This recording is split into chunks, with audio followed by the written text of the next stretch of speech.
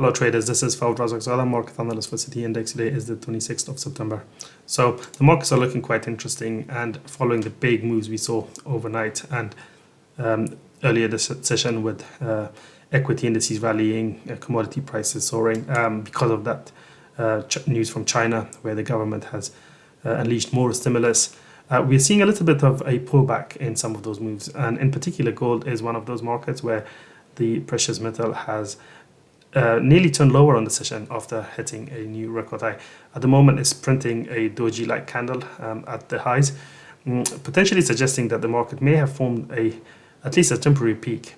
Now, if you look at the RSI indicator, the relative strength index on the daily time frame, you can see that it is well above 70 now, i.e. in overbought territory, and it has remained that way for the last several days. It did get a little bit more overbought in April before it went on to consolidate for a few weeks. So there's certainly further upside potential for the RSI. But at these levels, you do have to wonder when the market may potentially top out, especially if you look at the weekly and monthly time frames. So if you look at the weekly RSI, this too is above 70, nearly at 80.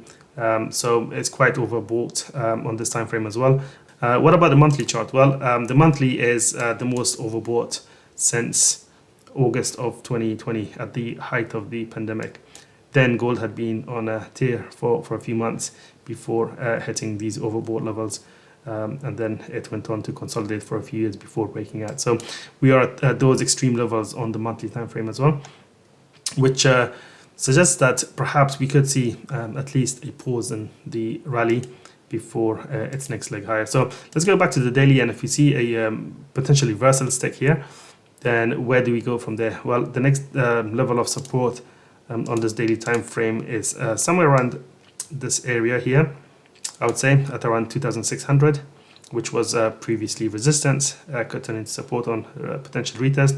Below that, we have the 200-day moving average, 21-day exponential moving average, and the bullish trend line, and then the April peak at 2,530-ish.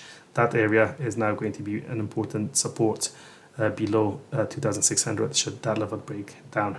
And then a subsequent target for the downside could be 2,500 level, which is a psychologically important level. For more market insights and analysis, make sure to check out the news and analysis section at cityindex.com. I'll see you in the next video. Take care.